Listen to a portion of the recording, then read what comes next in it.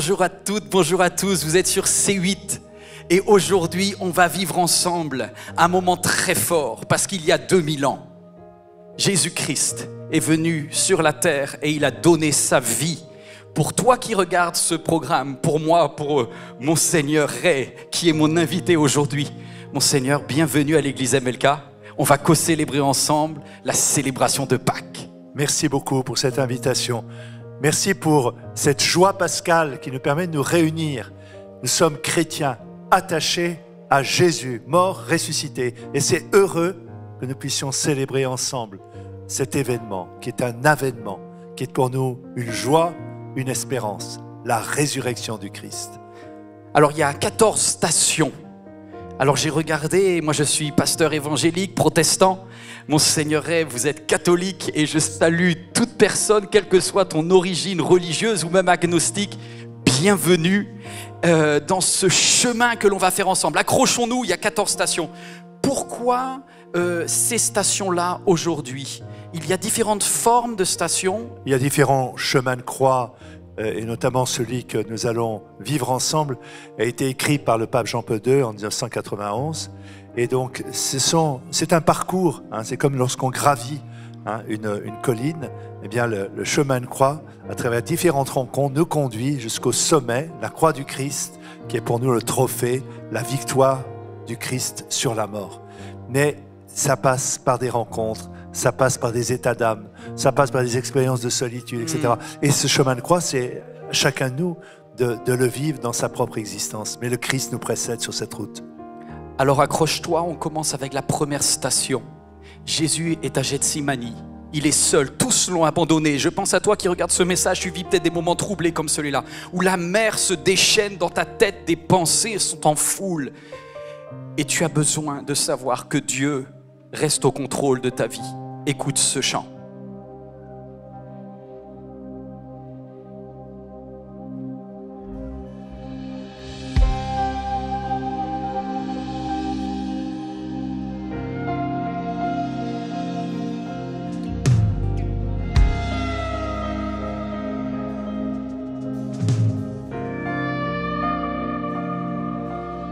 Si la mer se déchaîne, si le vent souffle fort, si la vague t'entraîne, n'aie pas peur de la mort.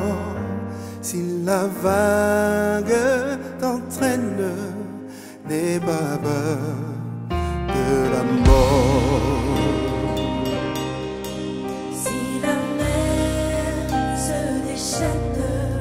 Si le vent souffle fort, si la vague t'entraîne, n'aie pas peur de la mort. Si la vague t'entraîne, n'aie pas peur de la mort.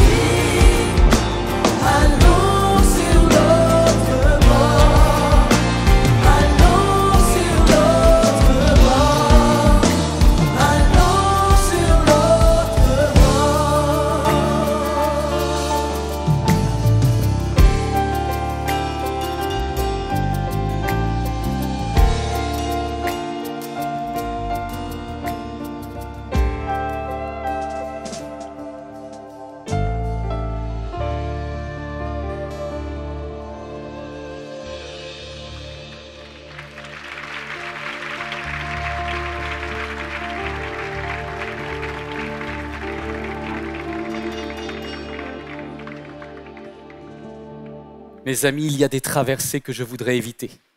Il y a des épreuves que si je pouvais faire avance rapide, je ferais avance rapide.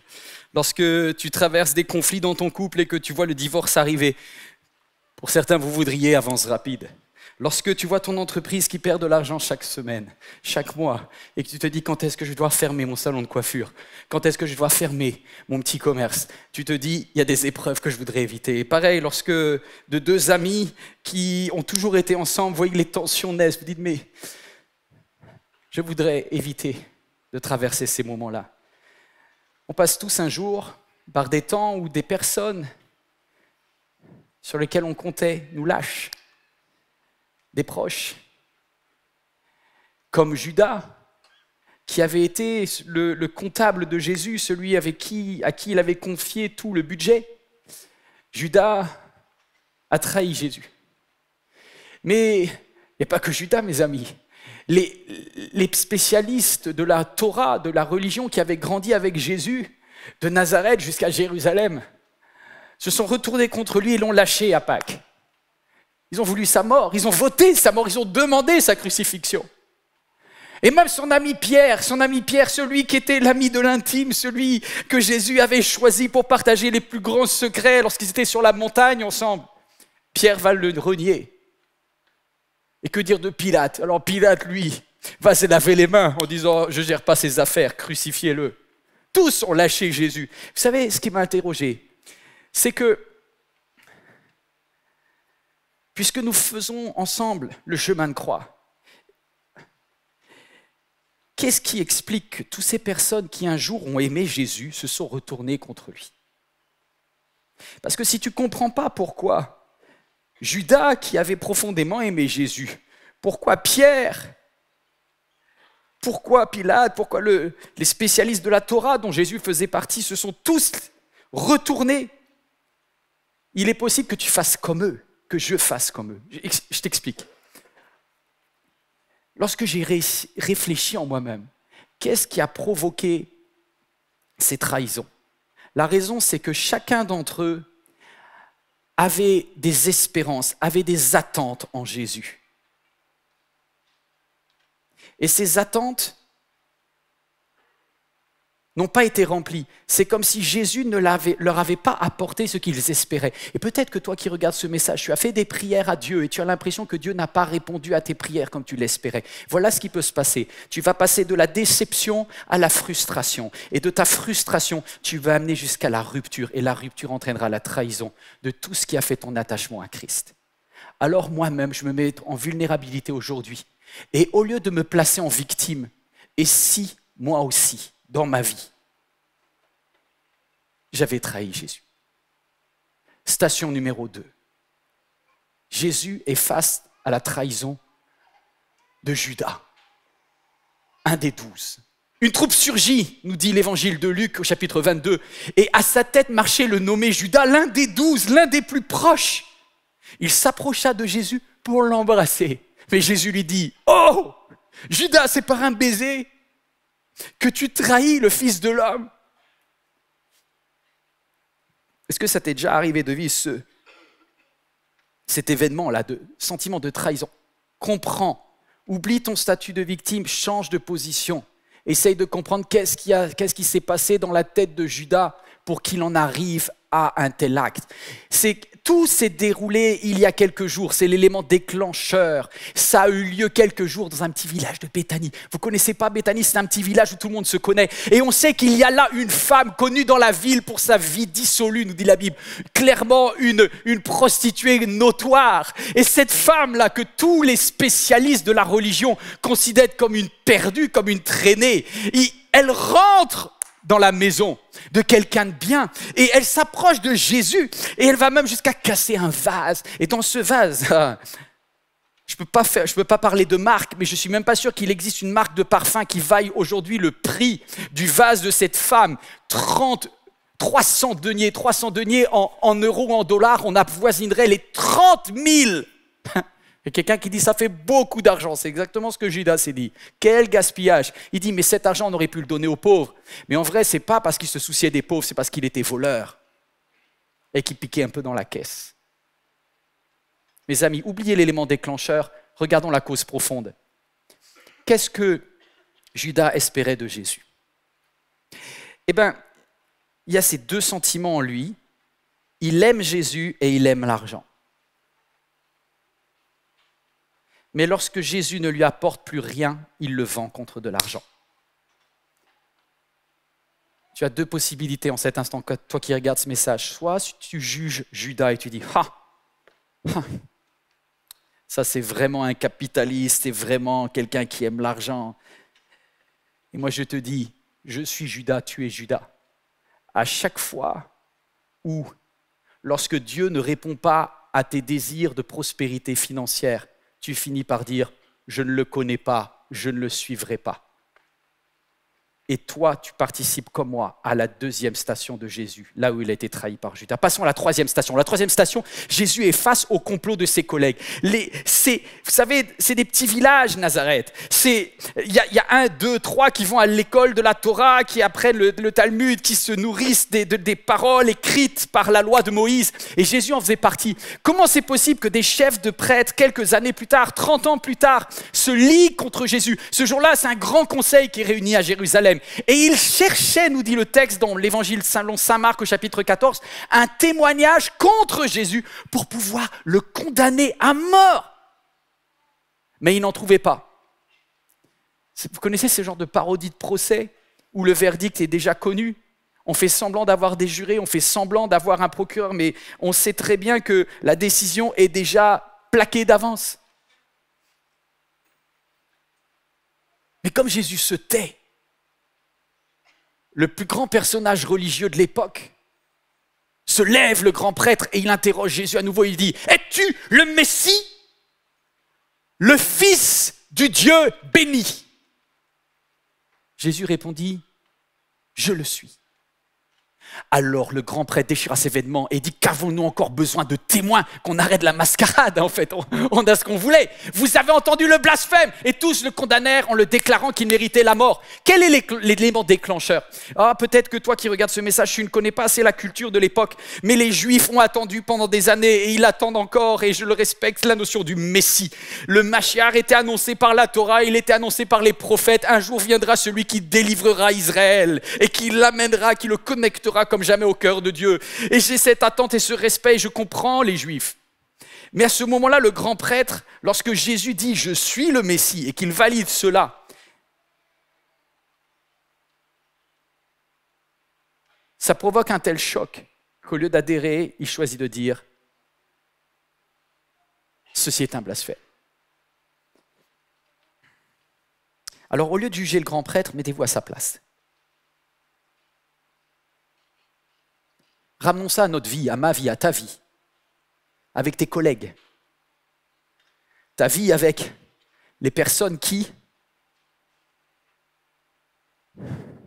ont plus de succès que toi. Peut-être dans une famille de quelques enfants que vous étiez, il y a quelqu'un qui sort du lot. Est-ce que tu acceptes que quelqu'un soit plus grand que toi? Parce que la jalousie, c'est un sentiment tellement fort, tellement puissant, ça va nous chercher aux tripes. Que l'autre grandisse, ok, à condition que moi je ne diminue pas. Mais lorsque je réalise que l'autre a un succès que j'envie, aïe, aïe, aïe.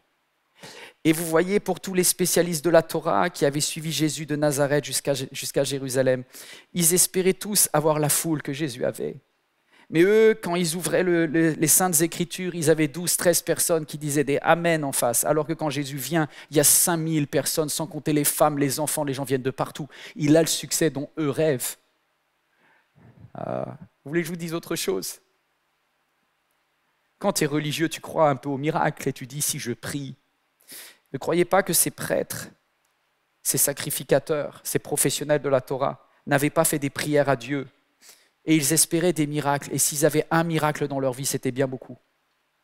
Sauf que quand Jésus vient, lui, les sourds entendent, les aveugles voient, le boiteux il marche et ça les rend dingues. Parce qu'ils rêveraient d'avoir les miracles que Jésus a. Et ils ne peuvent pas se comparer à Jésus.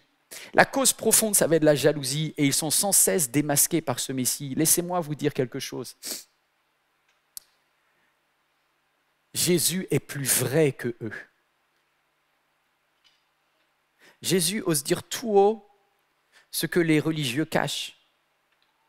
Et je suis parfois un religieux. J'essaye de croire que j'ai des solutions à tout.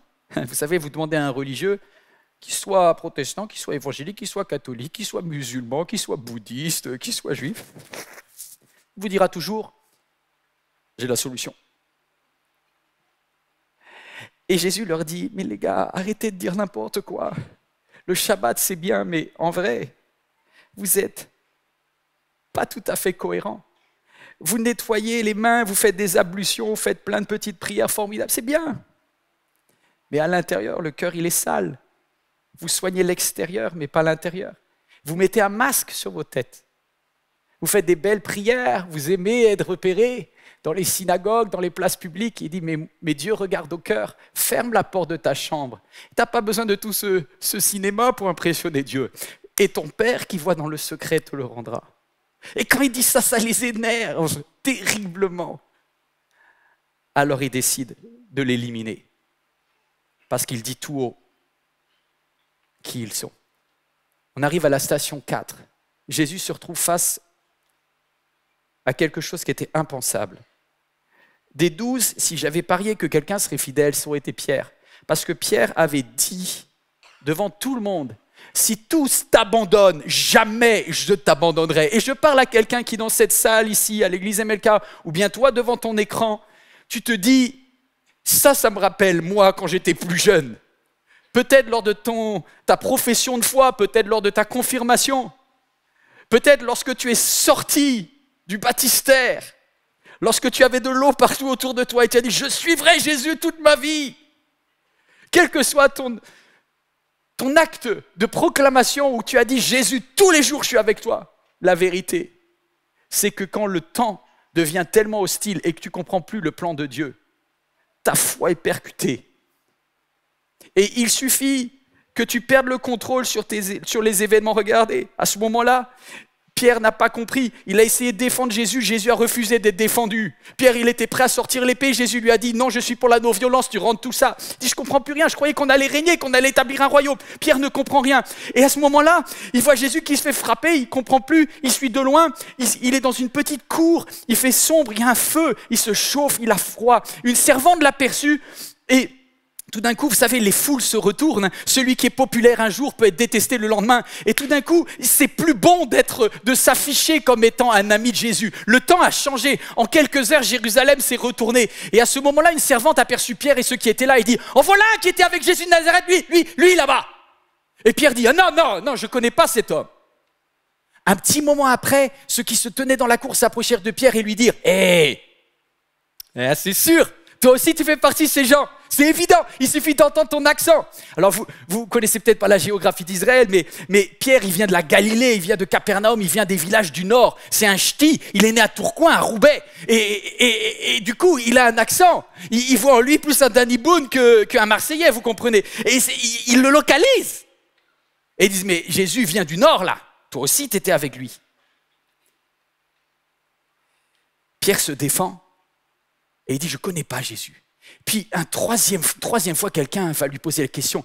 Un des serviteurs du grand prêtre, parent de celui à qui Pierre avait coupé l'oreille, l'interpella et dit, voyons, ne t'ai-je pas vu avec lui dans le jardin? Bon, là, normalement, c'est foutu. Mais lorsque tu es pris dans le mensonge, tu t'en sers et tu t'enfermes dans ton mensonge. Et Pierre va dire, je ne connais pas cet homme. Je ne sais pas qui il est. Et là, le coq se met à chanter. Arrête de juger Pierre, comprends Pierre. Pourquoi Pierre a renié Jésus?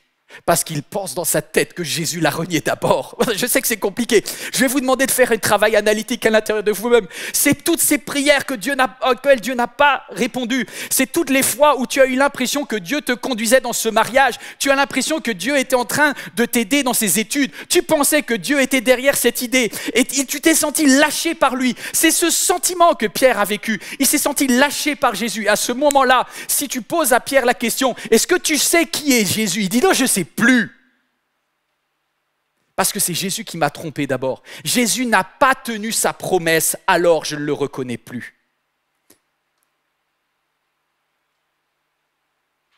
Pierre pensait être ministre, Pierre pensait être général, Pierre pensait que Jésus l'amènerait vers les hauteurs et il voit qu'il ne fait que descendre. Écoute-moi mon ami, si tu sers Dieu par intérêt, tu risques de descendre. 5e station. Jésus va devoir affronter la lâcheté de Pilate, Ponce Pilate, responsable romain en charge de la province de Judée. Et face à une foule qui ce jour-là, dans l'évangile Saint-Marc, chapitre 15, nous dit, la foule criait plus fort, « Crucifie-le » Pilate a voulu donner satisfaction à la foule. Il fit battre Jésus à coups de fouet et le livra pour qu'on le crucifie. Je me suis dit, mais qu'est-ce qui s'est passé dans la tête de Ponce Pilate à ce moment-là, procurateur de Judée? Pourquoi? Sa femme lui envoyait un mot. Sa femme lui avait dit, chérie, je ne veux surtout pas que tu aies quelque chose à voir avec la mort de cet innocent. Il avait interviewé Jésus en privé, quand il n'y avait pas les caméras, quand il n'y avait pas le public, quand il était seul à seul avec Jésus dans le prétoire. Il avait dit à Jésus, tu sais que je peux te faire sauver si je veux. Et qui es-tu? Es-tu le roi des Juifs? Jésus ne répondait pas. Es-tu le Fils de Dieu? Jésus ne répondait pas. Pilate ne veut pas livrer Jésus. Il veut le sauver. Tous les évangiles nous disent qu'il a fait des tentatives. Peut-être que toi, lorsque tu es face à tes collègues, lorsque tu es face à la pression, et qu'on te dit, t'en es où de ta foi? Je suis croyant. Vite fait, t'assumes pas, quoi. T'as le courage de Pilate. J'ai le courage de Pilate. Et puis, il y a un élément déclencheur, et moi je vais vous quitter là-dessus pour l'instant. Il y a une alliance des extrêmes. À ce moment-là, les spécialistes de la Torah vont mettre un uppercut à Pilate avec une seule phrase. Ils vont lui dire ceci. Jésus s'est fait fils de Dieu, il s'est fait roi. Et nous n'avons de roi que César. J'aurais jamais cru que des personnes... C'est quasiment un blasphème officiel. Et à ce moment-là, Pilate a tellement peur pour sa situation, il sait que si jamais il ne juge pas Jésus en tant que professionnel défenseur de l'empereur, il va tout perdre. Alors, pour sauver sa réputation, il lâche Jésus. Laissez-moi vous dire quelque chose. Toi, moi, on est beaucoup plus lâche qu'on veut bien l'admettre. Je voudrais vous dire quelque chose pour conclure. À chaque fois que tout en aimant Jésus,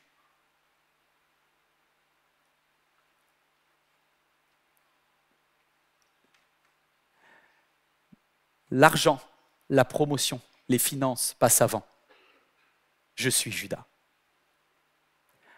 À chaque fois que mon orgueil d'avoir raison, que mes croyances et mes dogmes passent avant ma relation avec Dieu, je suis le Sanhédrin.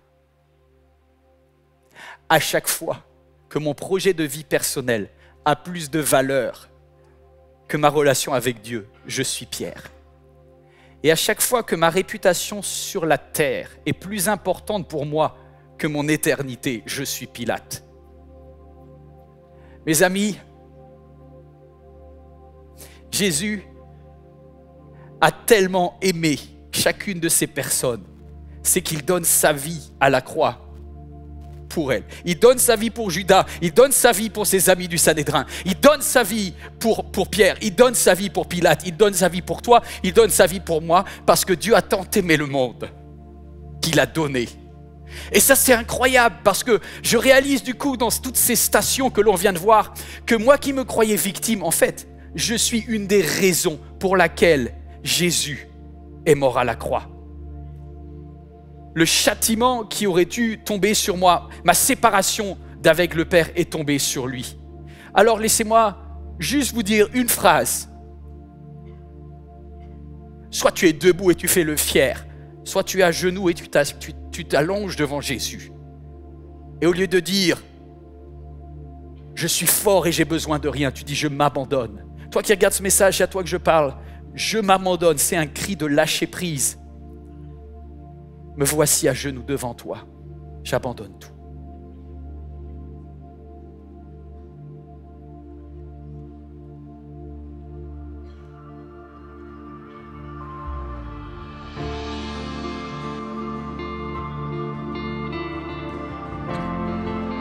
parce que tu t'es donné, parce que tu as tout donné.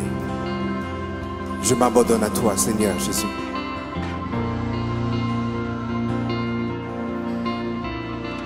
Me voici à genoux devant toi, j'abandonne tout, j'abandonne tout. Mon seul désir, alors que tu m'attires, c'est d'être avec toi. Être avec toi, je m'abandonne.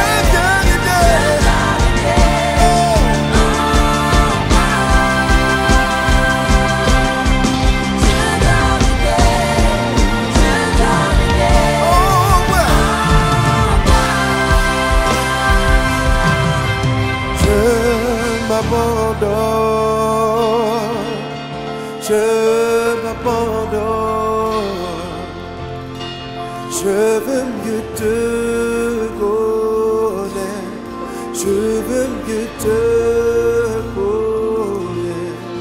Je m'abandonne, je m'abandonne. Je veux mieux te connaître, je veux mieux te connaître.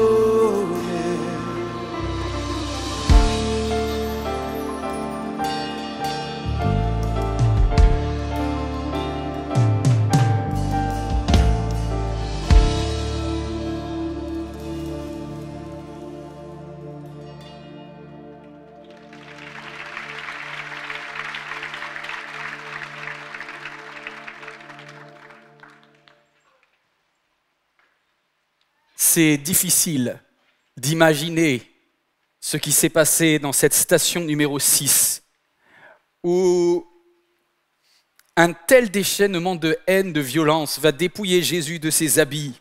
Ils vont le déchirer, ils vont lui mettre sur sa tête une couronne avec des épines d'acacia d'environ 6 à 10 cm de profondeur. Et cette humiliation totale, Jésus va l'accepter. Je ne sais pas comment il a réussi. Il est incroyable. Il est à mourir à ce moment-là. Pour mieux éclairer ce passage, je vais demander à Monseigneur et évêque de Toulon-Fréjus de venir avec moi. Et c'est à la fois beaucoup de force de vous avoir là. Et je suis très heureux. Et en même temps, c'est un moment terrible que cette passion de Christ, où on met sur sa tête une couronne d'épines. Impensable. La couronne, c'est le signe de la royauté. Et la couronne d'épines, c'est une parodie. Parodie. Celui qui est le roi de l'univers. Se moque de lui. On se moque de lui à travers ses épines. Et ces épines traversent sa tête. Finalement, ces épines, c'est toutes les détresses de l'humanité, tous les péchés des hommes qui sont rassemblés autour de lui et qu'il porte sur sa tête, qu'il porte dans son corps. Je crois que c'est cela le mystère de la passion du Christ. C'est que le Christ vient rassembler toutes les misères de l'humanité, les nôtres, celles du monde entier, toutes les détresses qui sont parfois extrêmement cachées, mais il les assume. Et elles traversent son corps. Et il les amène jusqu'à un accomplissement de toutes ces souffrances dans sa victoire pascale. Ça veut dire un peu comme le texte d'Ésaïe, c'est-à-dire que ce sont nos souffrances qu'il a portées à ce moment-là. Peut-être quelqu'un qui souffre et qui regarde ce message doit comprendre que nos douleurs sont dans sa couronne et qu'il l'a déjà finalement portée. Il les assume. Il peut nous comprendre puisqu'il l'a vécu. Et bien sûr, il les assume toutes. Souvent, on pense que personne ne peut comprendre toutes les détresses qui sont en nous, toutes les misères qui sont en nous. Lui, il les assume, il les comprend de l'intérieur, il les porte. Et c'est cela qui est extraordinaire. C'est une preuve d'amour.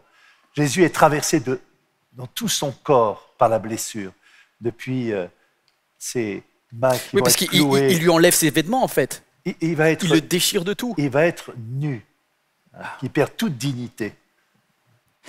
On va être un peu honnête, un peu transparent. Ça vous est déjà arrivé d'accepter que... C'est très dur. Quand c'est moi qui prends la décision de me dépouiller, j'accepte. Mais ce que Jésus vit, c'est des personnes étrangères, des personnes qui, avec crachat, avec gifle, vont lui enlever ses vêtements, sa dignité. Il est fils de Dieu, il accepte de tout perdre. Est-ce que vous, aujourd'hui, vous êtes évêque, vous avez un titre, vous avez un beau col, Romain. Moi, je suis pasteur, j'ai un costume, mais en vérité, est-ce qu'il vous est arrivé, dans vos émotions, d'avoir l'impression qu'on vous arrache tout, peut-être dans votre enfance, plus récemment, comment accepter ce dépouillement, ce lâcher-prise? Moi, j'ai vécu une grande détresse. J'avais à peu près 12 ans et j'avais un très bon ami qui s'appelait Michel. Et j'étais, moi, le dernier de la famille. Dans ma famille, nous étions 7, c'était le dernier de la famille. Mais j'avais vraiment un ami qui était pour moi, qui comptait énormément. Puis il est mort de maladie. Et ça a été une épreuve horrible. Je me sentais dépossédé de tout. Et c'était une épreuve qui vraiment m'a fait à ce moment découvrir la force de la foi. Je découvrais que le Christ, c'était celui qui était mon véritable ami. Et même si les amitiés que j'avais fondées, forgées, disparaissaient, lui restait. Il était là. Je pouvais compter sur lui jusqu'au bout. Et puis, il y a eu cette première perte. Et puis, il y a eu des événements dans ma vie. Récemment, il y a eu des personnes qui ont trouvé que dans la gestion de mon diocèse, il y avait des difficultés. Remis en cause. Et remis en cause. Et là aussi, on perd, je veux dire, nos attributs, on perd l'image qu'on a de soi-même, on est dépouillé. Et un sentiment d'injustice, d'incompréhension. Mais qu'est-ce qui reste? Je peux vous dire quelque chose, Monseigneur? Oui. Déjà, j'aurais jamais cru que j'aurais appelé quelqu'un Monseigneur un jour dans une église évangélique. Petite dédicace à tous ceux qui sont de ma sensibilité. Mais pourquoi je vous dis Monseigneur? Parce que je vous ai appelé un petit peu dans ces moments-là, je vous ai envoyé un message, parce que je voudrais vous dire quelque chose, de protestant à catholique. Votre attitude, elle m'a impressionné.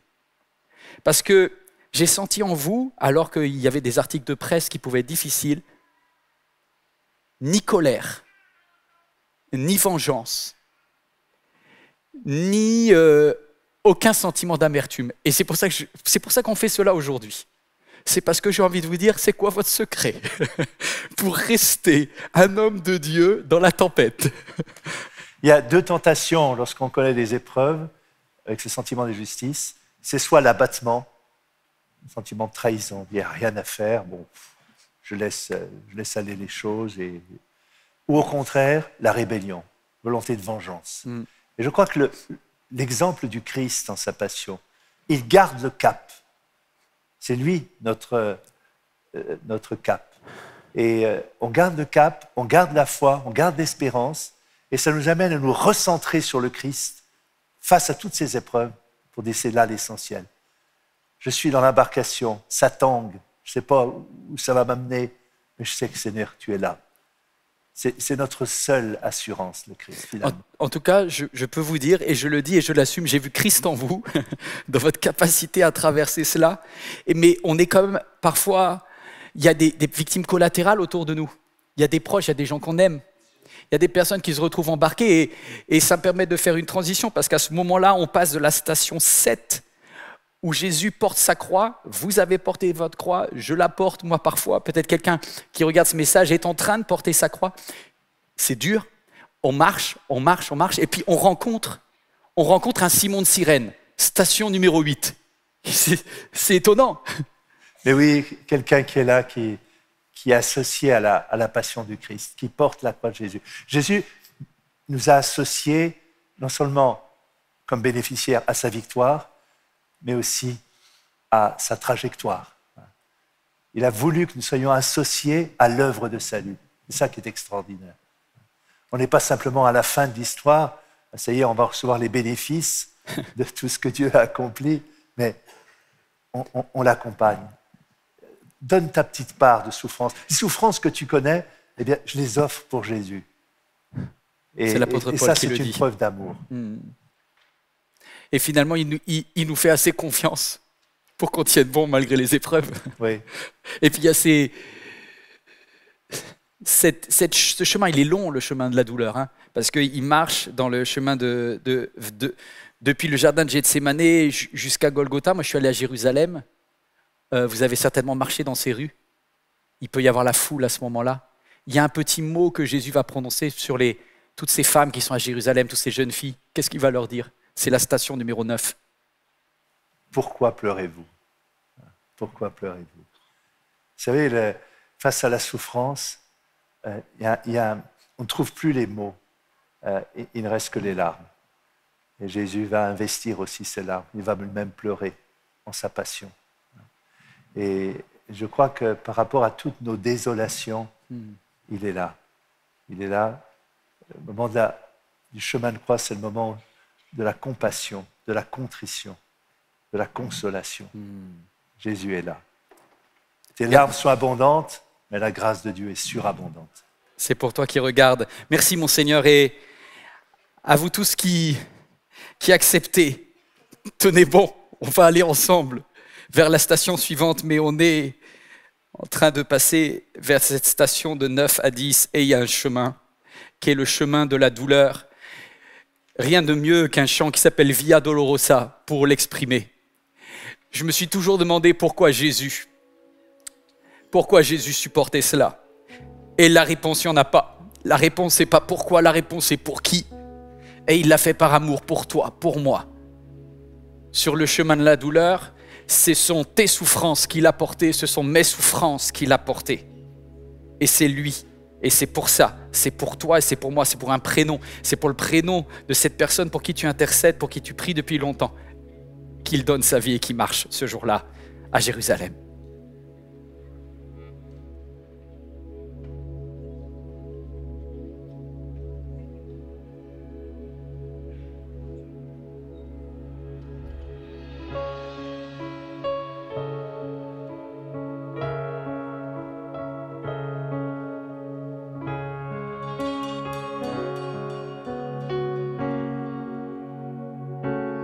Sur le chemin de la douleur à Jérusalem ce jour. Les soldats essaient de frayer une voie,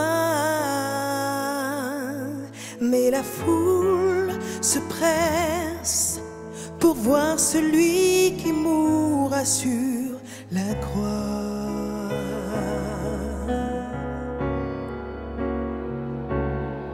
Il doit subir les insultes, le sang coule de son dos. Une couronne d'épines est sur son front. Il affronte à chaque pas la haine de ceux qui veulent sa mort. Sur le chemin de la douleur, le chemin de la souffrance, comme un agneau va le Messie, Christ le roi. Il a choisi d'y marcher, oui, par amour pour toi, pour moi. Sur le chemin de la douleur, jusqu'au bout, jusqu'à la croix.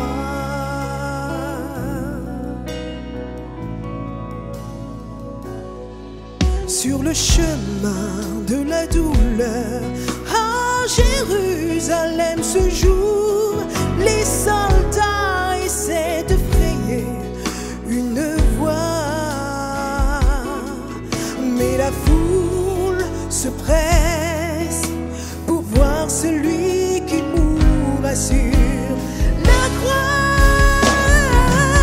Sur le chemin de la douleur, le chemin de la souffrance, comme un agneau va le Messie, Christ le roi.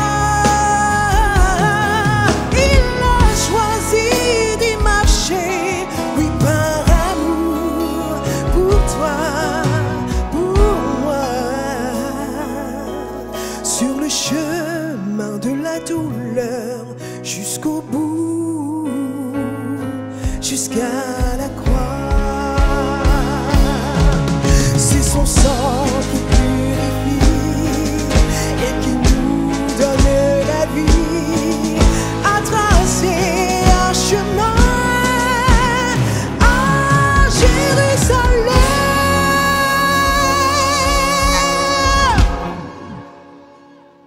Sur le chemin de la douleur, le chemin de la souffrance, comme un agneau va le Messie, Christ le roi. Il a choisi d'y marcher, oui, par amour pour toi, pour moi. Sur le chemin de la douleur, jusqu'au bout, jusqu'à la croix.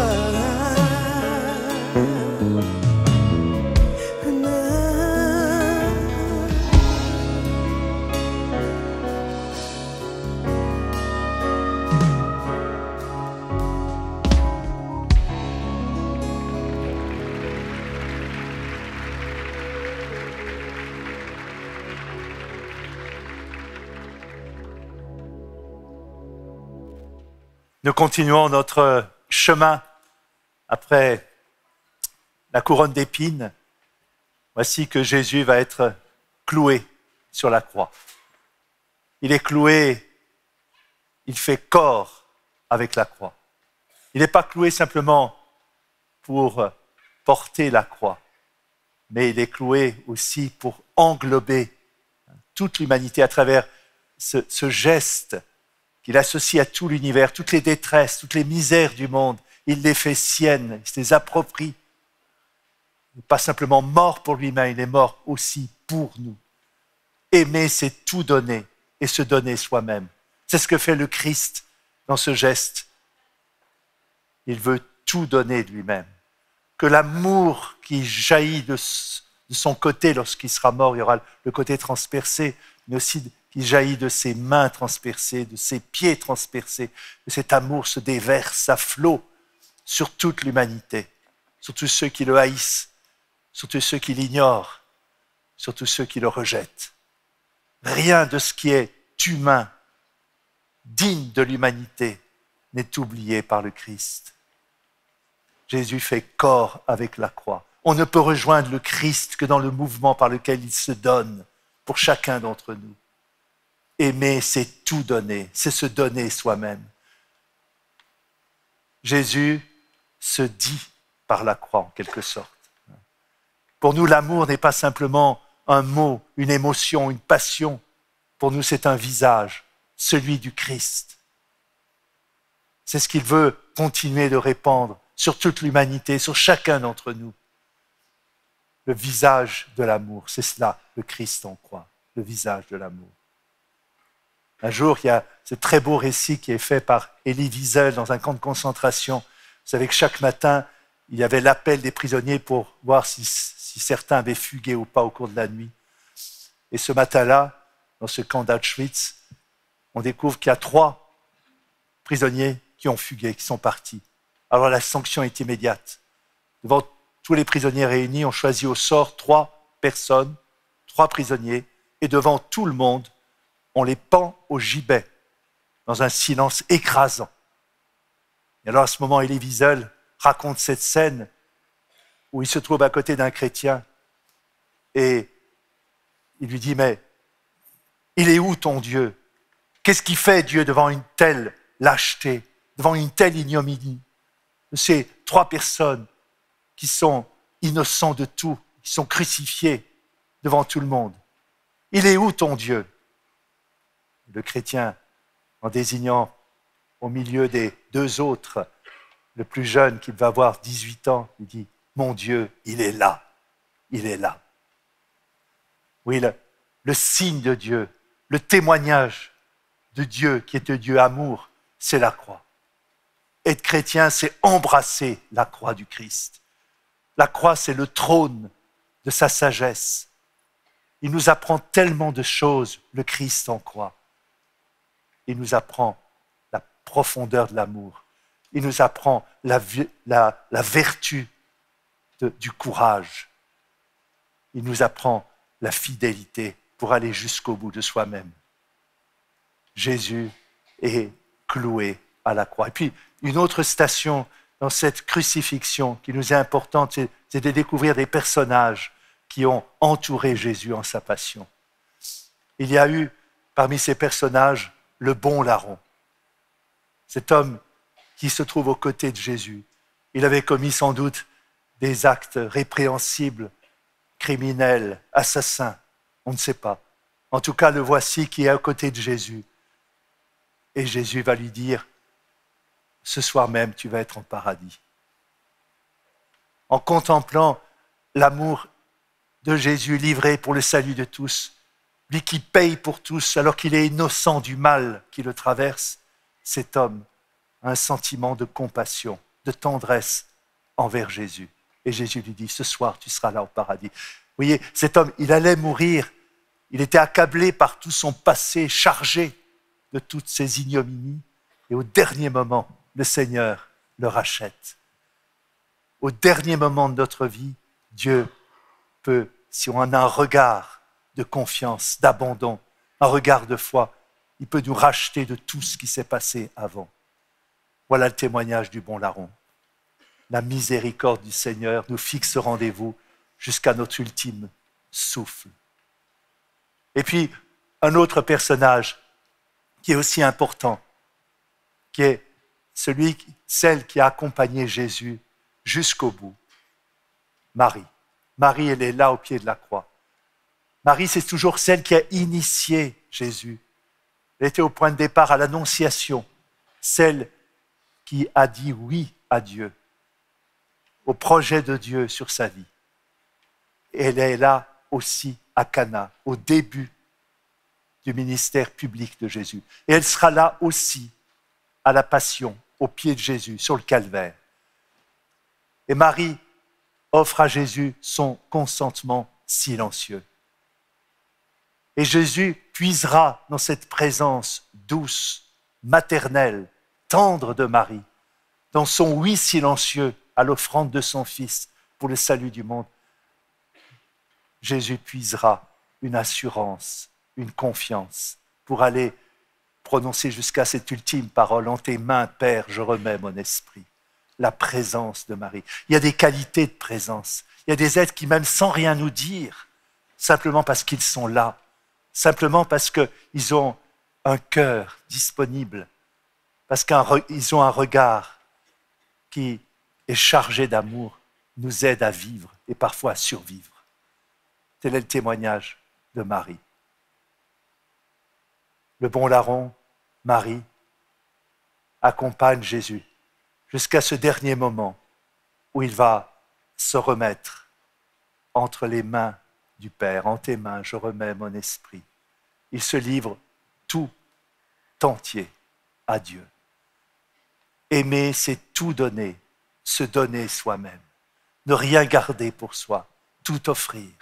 C'est ce que fait Jésus. Le grain tombé en terre. Jésus va être, après sa mort, déposé dans un tombeau qui va devenir un berceau pour renaître à une vie nouvelle.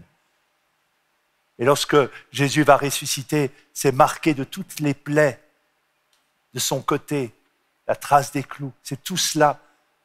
Il n'est pas abandonné, il n'est pas oublié, qui est déjà présent, mais qui sera traversé par l'amour. Toutes ces blessures vont devenir des stigmates, c'est-à-dire vont être des signes de l'amour qui est plus fort que la mort. Être chrétien, c'est s'attacher à toutes ces preuves d'amour que Jésus nous livre dans son corps, dans son être. Tout cela est offert pour que nous ayons la vie et la vie en abondance. Jésus a donné sa vie pour nous donner la vie. C'est le témoignage de son amour. 3 mots sont indissociables pour nous comme chrétiens. La foi, c'est-à-dire la confiance en Dieu. Mettre Dieu au centre de notre vie. Ensuite, la croix. L'amour conduit à la souffrance, au détachement de soi-même, à l'abandon, parfois onéreux, et puis la joie. La joie. Car au fond, c'est cela ce que nous apporte le Christ, c'est la joie, telle que le monde ne peut pas se le donner. La joie qui est bien au-delà de plaisir fugace, fragile. La joie qui se trouve en Dieu. En Dieu, tout est joie, car en Dieu, tout est don. Et Jésus veut nous entraîner dans cette expérience extraordinaire, par sa résurrection, par sa victoire sur la mort, dans une joie éternelle que nous partagerons avec le monde des anges auprès du Père. Alors je vous propose, au terme de cette marche à la suite du Christ, pour être nous aussi saisis par sa victoire, pour entrer dans sa joie pascale, 3 gestes que je vous invite à faire. Le premier, c'est d'ouvrir les mains. Être chrétien, c'est accueillir tout ce que Dieu veut nous donner. Jésus nous donne tout dans sa passion, dans sa mort, dans sa résurrection. Notre vie est un cadeau du ciel, alors s'ouvrir pour accueillir ce que Dieu nous présente. Accueillir notre vie comme un cadeau du ciel. Accueillir les autres, ceux qui nous entourent, aussi comme des dons de Dieu. S'ouvrir. Un autre geste, c'est en levant les mains vers le haut. Être chrétien, c'est s'ouvrir, mais c'est aussi s'offrir. Comme Jésus l'a fait en sa passion. Il s'est donné. Aimer, c'est tout donner. Ne rien retenir pour soi-même, pour entrer dans la joie même qu'est Dieu, qui est en Dieu. S'offrir. Mes malheurs, mes détresses, mais aussi mes joies. Tout cela, Seigneur, je te le donne. Tu es la source de tout et tu es le but de ma vie. Et puis le 3e geste, en nous donnant la main, après s'ouvrir, s'offrir, s'unir. La foi nous rassemble dans cette certitude que la mort a été vaincu. Seul peut nous parler de la mort celui qui en est revenu, le Christ. Et il nous rassemble pour former un seul peuple, une seule famille, portée par une joie que le monde ne peut pas connaître. S'unir. Le Christ est notre unité, notre joie, notre paix. Amen.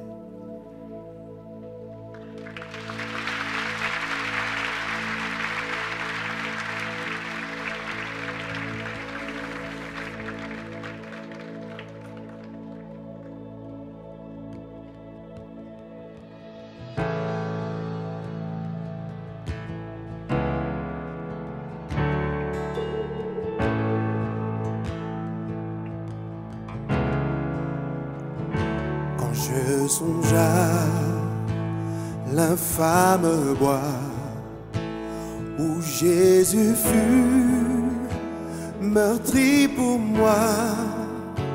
Je vois ses mains, ses pieds baisés, mon sauveur au partagé.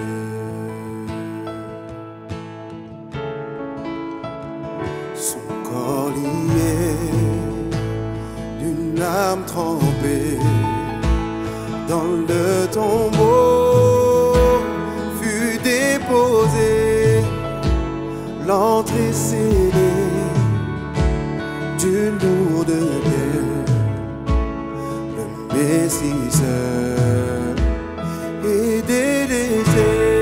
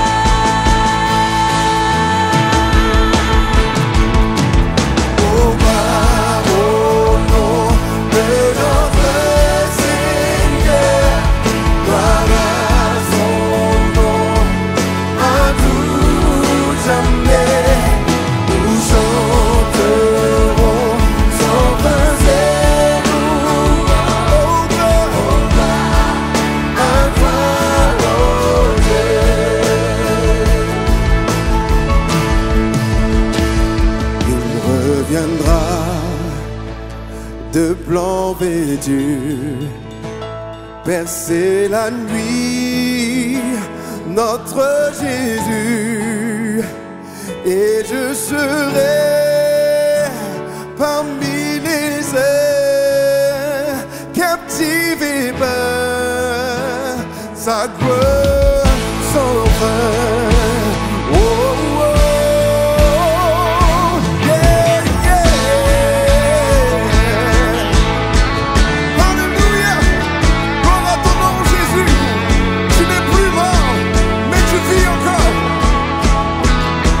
Toute ma gloire.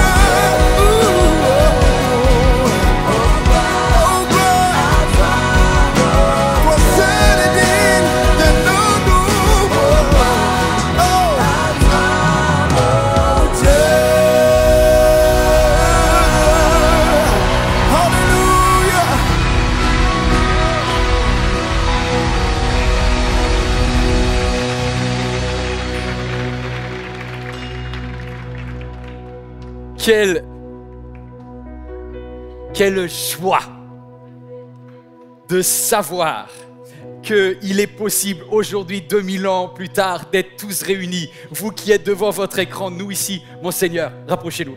Venez, tous les quatre là. Viens aussi, viens aussi. Voilà, on a un avant-goût du ciel, les amis. Mon Seigneur, prononcez.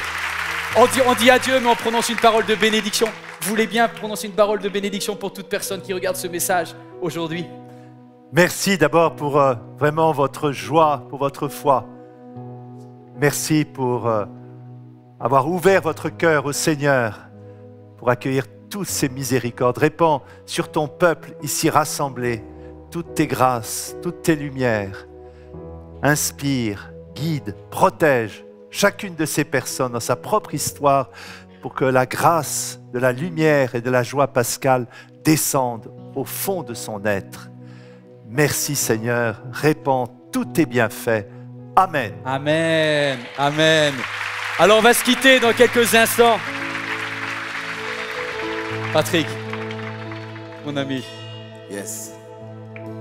Jésus, il est où? Il y a un tombeau, il y a des traces, il est où? Non. En fait, Jésus n'est plus mort. Il n'est plus dans le tombeau. Il est où?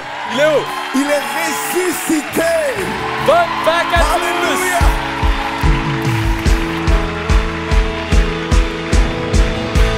Que quelqu'un pousse un cri de louange à Jésus, le seul unique, celui qui mérite de recevoir cette louange. Par son nom, à tout jamais, nous chanterons sans fin tes louanges. Oh gloire, oh gloire. Encore une fois. Oh gloire au nom de notre Seigneur. Oui, gloire au nom, à tout jamais. Nous chanterons. Alléluia. Oh gloire, oh gloire. Ok, break it down. On veut vous entendre ensemble. Oh gloire au nom de notre Seigneur. Oui, gloire à son nom. Toi seul est digne. Cette vidéo t'a parlé? Clique sur j'aime. N'oublie pas également de t'abonner et de déclencher les notifications. Si cette vidéo t'a touché, elle peut aussi faire du bien à ceux qui t'entourent. Prends 5 minutes pour la partager à un proche ou à un ami qui en aurait besoin.